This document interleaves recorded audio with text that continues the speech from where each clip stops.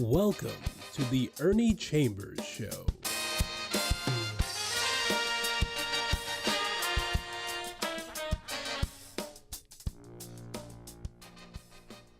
Brothers, sisters, friends, enemies, neutrals, and fools. We have some fools out there. This is one of the most momentous elections that has ever or will ever occur in this country. Much has been made about a blue dot in a red state, but nothing is said about the black man who really made it all possible. And who might this black man be? Well, he's talking to you, has talked to you for years, has talked on the floor of the legislature for 46 years. And when I say I made the blue dot possible, I'm not exaggerating. When a colleague of mine named Senator Diana Shimmick went to Maine and saw that they had a situation where electoral votes were apportioned based on which candidate for president got the most votes in each of the congressional districts. She thought it would be a good idea for Nebraska, drafted a bill, introduced it. I was on the board from the very beginning because I have always supported district elections. When you divide a large entity into districts, you make it possible for each group or subgroup that might be in that overall picture to combine their efforts and get a representative on the governing body that controls the entire entity. So when she said this is something that will deal with districts, I was on it, as they say, like white on rice, or white people might say black on licorice. I'm going to do some reading because that is the best source of evidence. What is printed? Much was said in the national media about the work that I had done. People around the country knew more about it than the people in Nebraska. This item is from a national publication called the American Prospect. The headline, "The Black Nebraska Lawmaker Who May Have Delivered the Presidency to Joe Biden." By the way, my pair of glasses has one of the stems broken, so you might see me adjusting these cheaters from time to time. Biden has Ernie Chambers to thank for getting one electoral vote out of the Cornhusker state. The nation has a lot to thank Ernie Chambers for, in fact. Then it has a picture, which you cannot make out, but it says, Nebraska State Senator Ernie Chambers addresses lawmakers in Lincoln, Nebraska, February 12, 2020. As unlikely as it may seem, Nebraska may have clinched Joe Biden's presidential victory and steered the country away from the Electoral College gridlock. And that's the way it's looking this term also. This, before I get into what was written by the National Geographic, is an intro by the Omaha World Herald, not intending to introduce the National Geographic article, but it kind of brings things into focus. Omaha's blue dot is celebrated on social media. I don't have social media. I don't even know for sure what that is, except a lot of crazy people are on it. But here is a packet of 20 pages of what was going on at that time, and people sent this to me, knowing that I am not a part of the electronic age. But this is from the Omaha World Herald. The eyes of the nation have been on Omaha's blue dot this week after Democrat Joe Biden claimed the area's single electoral vote. Celebrities and social media users have been celebrating Omaha and Biden's success in flipping the state's second congressional district blue. Nebraska has a total of 5 electoral votes. 2 are awarded to the statewide winner of the popular vote, The 3 others are awarded to the winner of each of the state's 3 congressional districts. Actress and Omaha native Gabrielle Union, a well-known Husker fan, used Twitter, whatever that is, to honor State Senator Ernie Chambers, who wrapped up a 46-year career in the legislature this year. Chambers led opposition to efforts to change the Nebraska Electoral College vote system back to winner-take-all, the way 48 other states award their electoral votes. The filmmaker Ava DuVernay, who directed Selma, 13th, and A Wrinkle in Time, also praised Chambers. While Chambers has been getting a lot of attention, then Senator Diana Shimmick of Lincoln introduced the split vote system in 1991. She said it encourages more people to get involved, especially in parts of the state that differ politically from the whole state. Quote, Diana Shimmick should really get some love and attention here, said Jane, I would pronounce it Klebe, some people say Kleb, K-L-E-E-B, chair of the Nebraska Democratic Party. I gave her credit. I worked with her. Without me, the bill would never have been enacted into law in the first place. Another essayist, Roxanne Gay, an Omaha native, tweeted simply, quote, come through Omaha, exclamation point, around the time the 2nd District was called for Biden.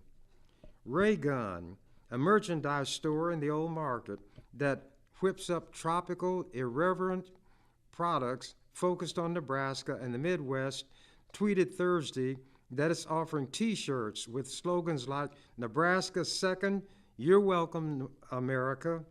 Nebraskans who support Biden have joined in on social media, tweaking the city's name to Jomaha and commenting that they are not from Nebraska or Omaha, they're from the 2nd District. Continuing. Here is what was written in the National Geographic. They are not known for writing about political subjects. They write about the environment, animals, and other kinds of things. But anyway, this is the headline, History and Culture. This rebel lawmaker preserved Nebraska's unique electoral system.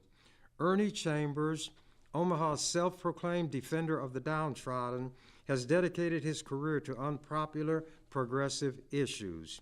And this is just excerpts from that article, which was longer. And this was published November 16th, 2020. On this year's electoral map, a lonely blue island stands out among a sea of red in the middle of the country, the Omaha metropolitan region. In 48 states, this would not affect the state's electoral votes, who are supposed to back the same candidate in a winner-takes-all system. But since 1992, Nebraska has adopted a different method. 2 of its 5 electoral votes are distributed to the overall winner of the state's popular vote, and the remaining 3 go to the winner in each of the state's 3 congressional districts. So this year, despite nearly 60% of the state supporting Donald Trump, one of Nebraska's electoral votes, that of the 2nd congressional district, will go to Joe Biden. And it's Trumpenstein in the mix again. I call him T-Rump, and he is a rump. He has the nerve to talk about crime in the streets. The Secretary of State of Nebraska, the Attorney General of the state of Nebraska, wanted to undo a law that had been passed by the legislature, that people who committed felonies and served their time should be allowed to vote. They stepped in so that, despite what the law said, that would not be allowed. Fortunately, the state Supreme Court changed that. But while saying these felons who had served their time should not be allowed to vote, even though the law said so, they are supporting a convicted felon, a convicted felon who hasn't served a day yet. Donald Trump. Different strokes for different folks by different folks. But let me continue. Republicans in Nebraska's legislature have been trying for decades to change the way its state distributes electoral votes. But standing in their way has been Ernie Chambers, the state's longest serving and only independent legislator. In 2016, the then 79-year-old, I was a young, spry 79-year-older. In 2016, the then 79-year-old Chambers nearly single-handedly stopped a bill that would have turned the state's electorate back into a winner-take-all system. In 1971, when Chambers first became state senator for Nebraska's 11th Legislative District in northern Omaha, he did not swear an oath. Instead, he issued an affirmation, quote, that meant that anybody, regardless of race, creed, color, sexual orientation, or any other thing, if that person had a situation that fell within the province of what I should do as a legislator, I would help that person, Chambers said. Chambers has a history of drafting unpopular bills for progressive causes. Since the 1980s, he has been trying to get college athletes recognized as state employees so they can be paid. Look, all those years ago, now they are paid. Now, instead of signing letters of intent to go to a college, they sign financial statements, guaranteed pay.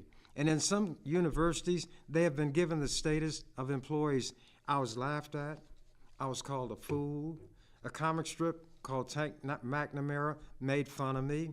All of the sports writers said I was out of my mind, that college athletics should remain amateur and so forth, but I talked about the millions of dollars being made, the injuries to the players, many who did not get an education, and they spent more time outside the classroom on football than they did in the classroom on academics. Many never graduated, went through the whole litany and was ridiculed.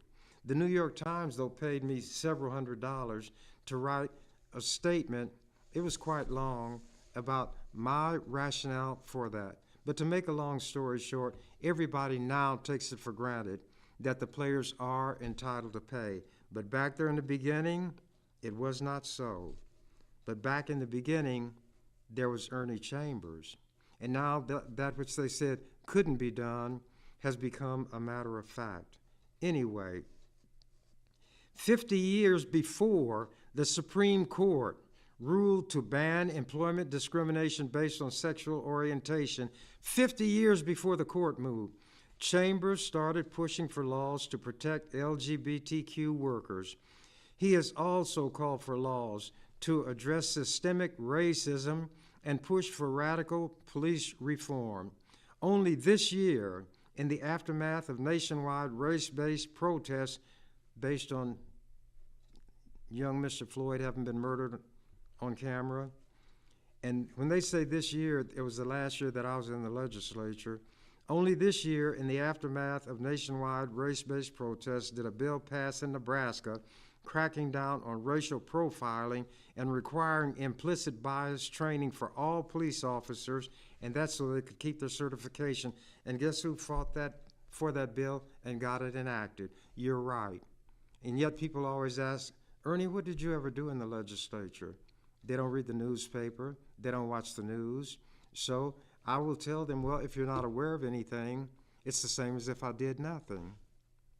Continuing from the National Geographic. In early 2016, Nebraska was on the verge of passing a law that would change its electoral college system to winner-take-all. The move was largely seen to favor Republicans in the deeply red state. Chambers opposed the bill.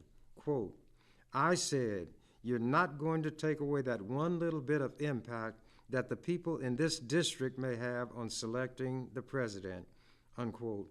So he called upon a skill he had perfected over decades in the legislature, something one of his colleagues calls the Ernie Chambers treatment. He started filibustering. I call it extended debate. Chambers' stamina is almost legendary in the state legislature. He never sits down during Senate sessions, and he brags that he never has to use the bathroom. Quote, he's very well prepared, and he knows how to work the system, unquote. Hilkerman, who had offered that bill to get rid of the dot, said, and he must have a bladder that I can't believe, unquote. In 2000, Nebraska imposed term limits of 2 consecutive 4-year terms on legislators, a move made primarily, many senators concur, to kick Chambers out for a little while at least. Chambers served from 1971 to 2008, took 4 years off, and was elected again in 2012. His first words after returning to the Senate floor were, as I was saying before I was so rudely interrupted by term limits. I think there should not be term limits. It was stupid, and I told them so, for these white people who hated me to enshrine me in their Constitution. As long as term limits is in that Constitution, Ernie Chambers' footprint and fingerprints are there. But these white people were willing to destroy the representation of 48 other districts to stop one district from sending a black man to the legislature. And you're going to tell me one black man is not more powerful than 48 white men? I would tell them on occasion, this is my legislature. You all are my white folks. I own this legislature. But if a bill must be passed, I will allow it to be passed. And how do I do it? Not by grabbing anybody by the throat, but I master your rules, and a loaded brain is more powerful than a loaded gun. Then I add, unless you're in a gunfight. Then that loaded brain tells you, if you're talking and somebody says, Chambers, if you say another word, I'll blow your brains out. Zip, silent night. Continuing. The fight for the split electorate. In early 26, oh, wait a minute.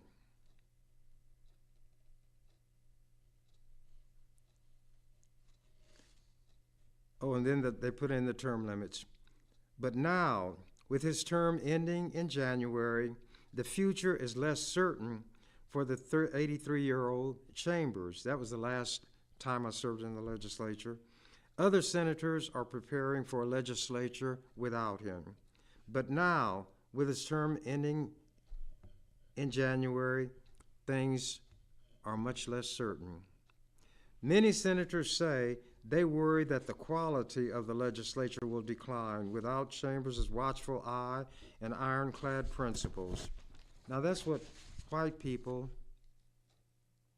in a national publication said about a black man who was in the legislature here for 46 years, did all these various things that national media have recognized, even sometimes international, as when I got the death penalty abolished. In Italy, they put a huge banner across the front of the Colosseum in Rome and lighted it up. And it said, congratulations, Nebraska, for abolishing the death penalty. Nobody had done anything in Nebraska other than the black man that was recognized internationally. But such is life. And it never disheartens me to be fought against, because I knew that was what it was about. And I knew what it was when I got into it. I think that what I need to do before I go on is touch on this coming election. There are 2 provisions on the ballot that relate to abortion. One is labeled 434, the other 439. 439 is the one that ought to be voted for if you think a woman should have the right to make a decision about what to do with her own body. If you are against a woman having that right, and you want to go along with the Catholic Church and these other so-called pro-lifers, then you vote for 434. I have seen commercials on television where they try to make clear which one you vote for and which one to vote against, and people might not remember. I write little rhymes, and I wrote them all the time in the legislature because you can say a lot in a rhyme, much more than you could say if you were trying to explain it at length. Here's what they ought to say. 434 out the door. 439, you're doing fine. 434 out the door. Vote no. 439, you're doing fine. Vote yes. Isn't that simpler than discussing in detail what each one does? But what do I know? I'm just the lone black voice in that wilderness in the legislature, whom people living in the state are saying will wind up in their Hall of Fame. This headline says, Chambers proposes districts take all. You do everything by district instead of having any of it at large. His amendment would create 5 electoral districts. I won't read that, but I didn't push the bill because I made my point. Now, here's a headline I like, and it's in the Journal-Star. Chambers hijacks legislature. Senator gobbling up time to delay winner-take-all bill. This is another of one of their efforts, and this was in 2016. Recounting his colonoscopy and reciting lyrics from the Coasters' song Along Came Jones, Omaha Senator Ernie Chambers hijacked the Nebraska legislative session during one of its critical final days Tuesday. When they got to the end of the session, I said, as those old guys say, time is on my side. Yes, it is. And that's what I tell them at the beginning of the session. You can try to run roughshod over me, but you're going to pay me, and I'll collect it in terms of time. And I know that the heavy subjects are going to be saved for last, and they get rid of all the little stuff. Then when we get to the end and time is running out, that's when I take the center stage and I have things my way. But let me read this. And this is from the Lincoln Journal-Star. The bottleneck even compelled lawmakers to briefly consider canceling what remains of the entire session. These glasses, as I told you, were broke, have one of the stems missing. I got to keep adjusting them. Chambers was making good on a promise to gobble up time with discussion of other measures if lawmakers advanced a bill to return Nebraska to a winner-take-all system of awarding presidential electoral votes. Quote, I'm having so much fun, it has to be a sin, he said at one point. 5 days remain for the legislature before it is scheduled to adjourn for the year, and Speaker Galen Hadley said his main priority during that time is to address a trio of property tax and education bills. Those measures are up for second round consideration Wednesday. A final vote on the winner-take-all bill would take place on a later day after supporters overcame a filibuster during second round consideration on Monday. They got enough votes to shut me up at the second round. They invoked cloture, and I couldn't debate anymore at second round. Continuing. What I am proposing to do today, this is when we're in those last days of the session, is to take time, Chambers said Tuesday. With hours ticking off the clock, Senator Laura Epke of Crete made a motion to immediately adjourn for the year. She was voted down 1 vote yes, 44 no, but she was trying to make a point. Quote, she said, I want people to think about whether they're actually accomplishing anything at this point. Lawmakers have adjourned as many as 3 days early in recent decades if major legislation was addressed and the governor didn't plan to veto any bills. But canceling the remainder of this session due to a legislative standstill would be unprecedented. I did things which were unprecedented, which means nobody before me. So BC meant before Chambers. Quote, I feel your pain, the speaker told the lawmakers addressing that move to end the session. Yet, important discussions lie ahead, he said, noting the property tax and education bills, two of which are priorities of Governor Pete Ricketts, were still up. The rest of the bills I don't care about, the speaker said. I have no emotional interest in any of this. On Tuesday, Chambers' stalling tactics held up confirmation votes on appointees to a handful of boards. His speeches touched on medically assisted death, Medicaid expansion, the possibility that renowned Nebraska author Willa Cather might have been a lesbian. She was, in fact, a lesbian, and she now has a statue in the Hall of Statues in the Capitol building in the United States of America. A lesbian, but they don't know that. I talked about it. And Chambers spoke of his own rapidly failing, deteriorating memory. And when I told him that my memory is deteriorating, I said, wait a minute.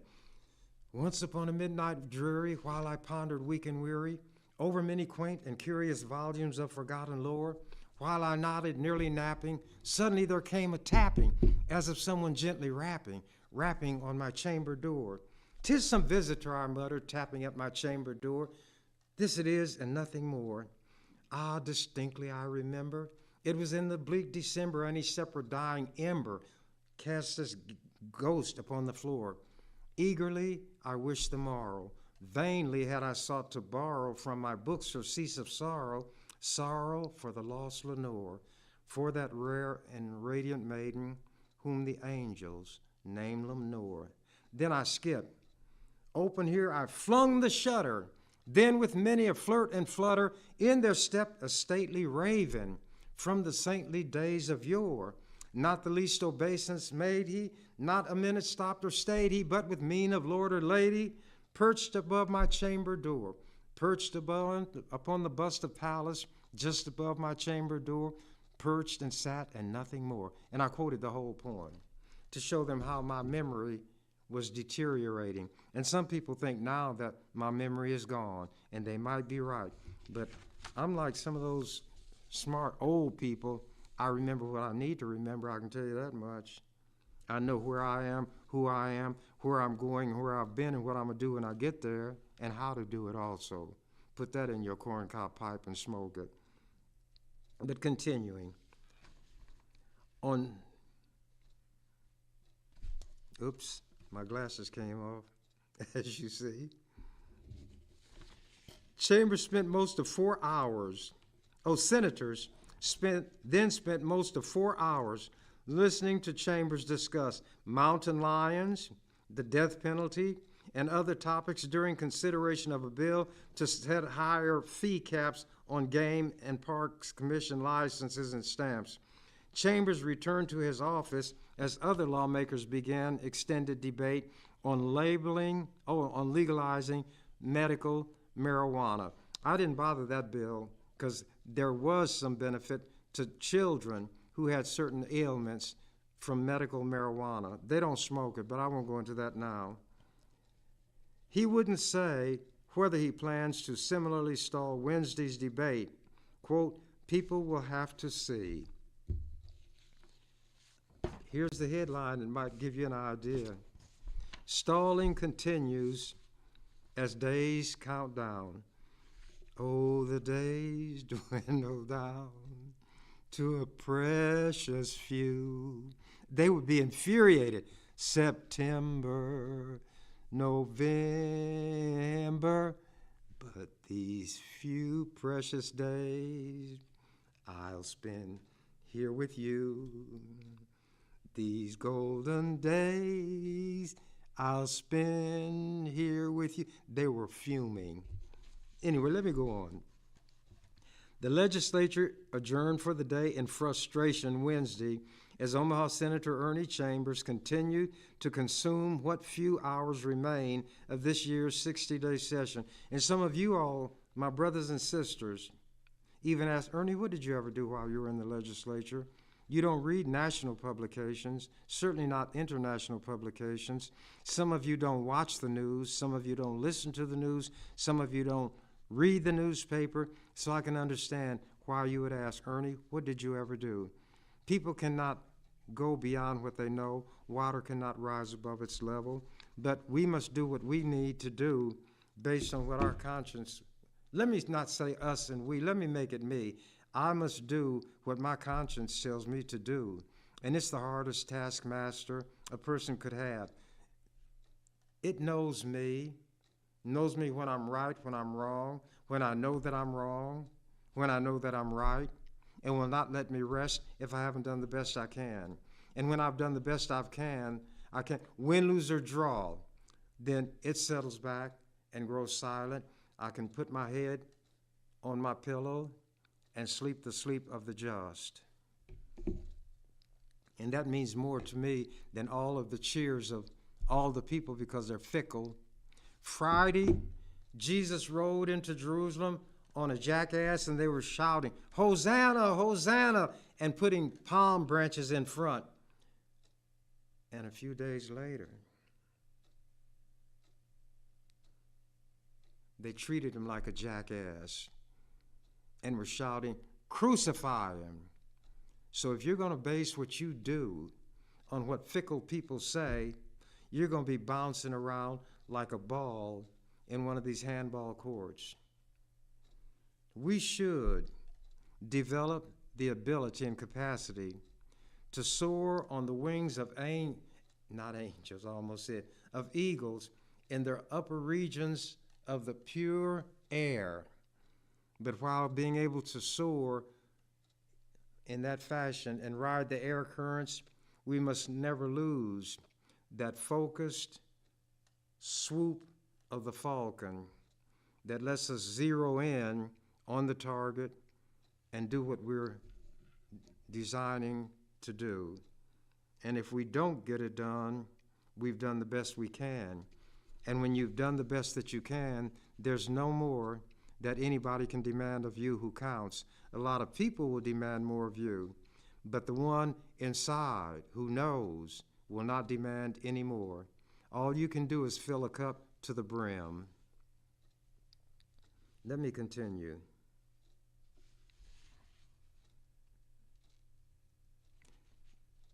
Despite Chambers' tactics, lawmakers were able to advance a pair of measures seen as critical to the property tax package. One eliminates the Omaha Learning Community's common tax levy, and that was something that I helped create. The learning community was my creation. What it was a consortium of districts throughout the metropolitan area, even into Washington County, and they would all send representations to this learning community, and they would have a common levy. That money was put into a common pot, and then it was distributed based on need. Well, there were some of the school districts who didn't like that, and a lot of people didn't like it because it was my creation. But they managed to get a bill through to do away with that taxing ability of the learning community. Not the learning community itself, but its taxing ability. Chambers took particular issue with the learning community bill vowing to punish senators who helped repeal an entity that was designed to force suburban Omaha residents living in other districts to support schools in inner city Omaha. That's what I was doing. I dealt with tax matters to get money from these wealthy areas poured into the area where the money was needed. It wasn't like what some of these senators and Bacon is saying now, that they brought all this money into North Omaha. That was COVID money. The federal government put that money up. The federal government determined where and how that money should be spent. And my good friend, deluded, Johnny the Jet they called him. On a football field, you couldn't touch him. In politics, he ought to be quiet. He came out and supported Bacon attacking Tony Vargas. I served with Vargas in the legislature. That nonsense they're talking about with reference to him, I have no idea what they mean and get it from, except that they're outright lies. Vargas is a good man. He's intelligent. He was a teacher. When he talked about doubling the senator's salary. He couldn't do it himself. It had to be done by a vote of the people because this states in the early days stupidly put senator's salary in the Constitution. He couldn't get a legislative bill to raise the salary. All he could do is get enough votes to put it to a vote of the people. They don't say he wanted to give the people a chance to vote on whether to raise the salary. They said he wanted to double his salary because they don't pay enough money in Nebraska. Nebraska has the second lowest salary for senators in the country, $12,000 a year. That's no money. And if you double it to $24,000 a year, that's not even considered much in the way of a salary. But these liars, and Johnny's going along with them because poor Johnny is ignorant, meaning in the sense of not having knowledge. And there are some of the people running around here who are in the legislature talking about how much money they got for North Omaha. That was money that was here because of what the federal government dictated with reference to how that COVID money had to be spent. So if I wanted to start attacking people, I know enough to attack them with specifics, not generalities, because I read, I study, and I know what I'm talking about before I open my mouth. And as they say, put your brain in gear before your mouth starts running. Anyway, Chambers took particular issue with the learning community bill, vowing to punish these senators for that. After lawmakers voted 40-5 to advance that measure, Chambers launched a filibuster of an associated spending bill blocking debate on the main property tax proposal. They got that little bit, and I got the big one and stopped it. That's how the day ended. Chambers and other senators also took issue with the political coupling of the learning community bill with the two property measures. Putting three bad things together does not make a good thing, said Chambers, calling the package a house of cards. But anyway, I wound up getting my way. Then this, and my time is almost up. Chambers holds up bills with poetry and song. Some other lawmakers are growing frustrated with the Omaha Senator's promised time-wasting tactics. Lincoln, Nebraska state senators have passed more time than bills this week. Chalk it up mostly to State Senator Ernie Chambers of Omaha, who is out to prove once again that he's the undisputed master of the legislative ballgame. Chambers promised earlier in the week that he would take over the final days of the session if his colleagues advanced a bill to give Nebraska a winner-take-all system of awarding presidential electors. The bill advanced Monday night to the final round of debate on a 34-15 vote.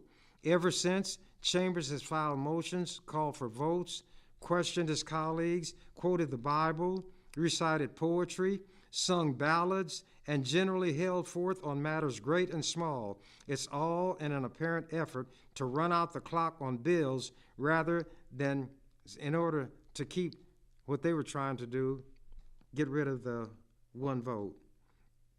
And the Speaker of the Legislature said all he was interested in were bills dealing with school funding and a couple of others. The property tax and school funding bills are both legislative priorities of Governor Pete Ricketts. How many other proposals cross the finish line depend on Chambers, the Speaker said. I get exasperated a little, the Speaker said. My role is to get senators' bills heard on the floor. Chambers, 78, has been a state senator for more than 40 years. His deep knowledge of the legislature's rules combined with his skill as an orator give him an uncanny ability to carry out hours-long filibusters alone while standing and without bathroom breaks. He cares not a whit about whom he might alienate, offend, or irritate. Just how many bills he derails remains to be seen, but he notched a few casualties Wednesday. 4 bills that needed to advance from first-round debate by the end of the day were killed when their allotted time on the agenda expired, thanks to my so-called, what do they call it, filibuster? Anyway, it's what it is, said one of the senators. All 4 of those bills killed needed to be heard, Coulterman said Wednesday. It's unfortunate the body has been held captive and another person said, "It is what it is." Chambers has promised to file motions on every bill that comes up for final reading, the last step before a measure is passed. Generally, little or no debate occurs on final reading. Then again, Chambers has hinted that the big showdown could end without warning. Quote, "I also said at the time that I made the promise, I leave myself wiggle room. I can do whatever I want to do," he said. "I can keep going or I can stop right now and nobody can change me." Here is the final item I'll read. It's an editorial in the Lincoln Journal called "Curb the Power of the Filibuster." And this is what they put on as a lead-in to the editorial. "And then along came Jones, tall, thin Jones, slow-walking Jones, slow-talking Jones," originally recorded by the Coasters in 1950.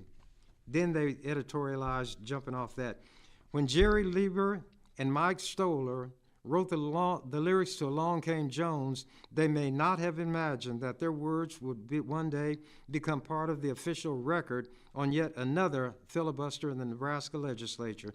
Yet there the lyrics are, compliments of the legendary Senator Ernie Chambers, master of the legislative rules, dean of the legislature, and destined one day to enter the Nebraska Hall of Fame. Chambers used the filibuster to hijack the waning days of the legislative session, frustrating colleagues and members of the public who wanted to see important laws enacted before the adjournment.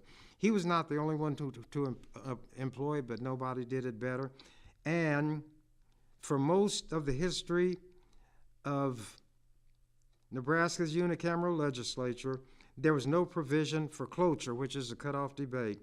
The cloture rule was adopted in 1992 in a move that some interpreted as an attempt to limit Chambers' power. I got power, I had all the power. God's may be the glory, but mine was the power. In most state legislatures, debate can be ended by a simple majority. And they were saying that they ought to change the rules in the legislature. And people have the nerve to ask, what did I do during those 46 years? What I did in those 46 years have literally filled books of legislative transcripts of debate. I could take the debates and lift out the various major subjects, quote what I said, what others said in opposition, and write a book. And I could call it a book on history because of what I said, a book on politics because it involved what everybody else was doing, a book on law because I knew the Constitution, the laws, and how they applied, all of those things. And somewhere there is a book that I might write. But before I leave, we've got to vote for Kamala Harris. You cannot help Kamala if you don't vote. You cannot vote if you don't register. All this beating our gums, all of us being proud that she's running, means nothing. The only thing that counts is when you mark that X next to her name. Oh, and by the way, I'm running for the legislature as a write-in candidate for the 11th Legislative District. The only name will be the current person who's in office. When you look for the legislature in the 11th District, there will be a blank line. If you want to vote for me, you write my name on that line and put an X by it. Win, lose, or draw, I'm going to live my life in the way that I feel that I should live it. I owe something to me, and I owe it to me because of what I was as soon as I come out of my mother's womb. And my mother is a woman I respect more than any other woman, and I could go into a long story about her and why I think so much of her. But I've always adopted it as a principle that I'm the one in politics, not my family, so my family are off limits. And I have tried to give you some background on the things that I did to make that blue dot possible. And maybe you would pay attention to me when I say, go out and vote. That's the most important thing right now. Go and vote. And as the canary said, when it came to his knowledge that the door to his cage was unlocked, I'm out of here. You've been watching The Ernie Chambers Show. If you'd like to leave suggestions, email us at ewcfacts@gmail.com. That's ewcfacts@gmail.com.